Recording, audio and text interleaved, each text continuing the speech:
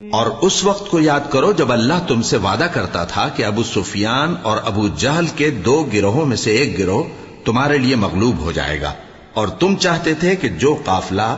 بے شان و شوکت یعنی بے ہتھیار ہے وہ تمہارے ہاتھ آ جائے،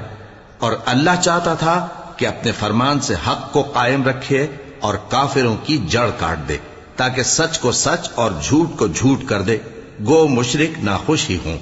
جب تم لوگ اپنے پروردگار سے فریاد کرتے تھے تو اس نے تمہاری دعا قبول کر لی اور فرمایا کہ تسلی رکھو، ہم 1000 فرشتوں سے جو ایک دوسرے کے پیچھے آتے جائیں گے تمہاری مدد کریں گے۔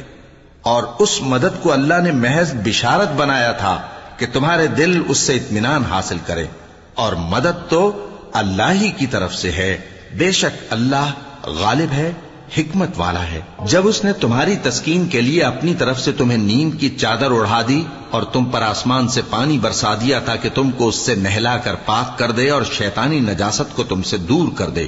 اور اس لیے بھی کہ تمہارے دلوں کو مضبوط کر دے اور اس سے تمہارے پاؤں جمائے رکھے۔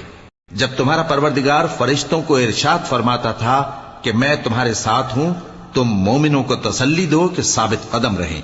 میں ابھی کافروں کے دلوں میں روب و ہیبت ڈالے دیتا ہوں، سو ان کی گردنیں اڑا دو اور ان کی پور پور توڑ دو۔ یہ سزا اس لیے دی گئی کہ انہوں نے اللہ اور اس کے رسول کی مخالفت کی، اور جو شخص اللہ اور اس کے رسول کی مخالفت کرتا ہے تو اللہ بھی سخت عذاب دینے والا ہے۔ یہ مزہ تو یہاں چکھو، اور یہ سمجھ لو کہ کافروں کے لیے آخرت میں دوزخ کا عذاب بھی تیار ہے۔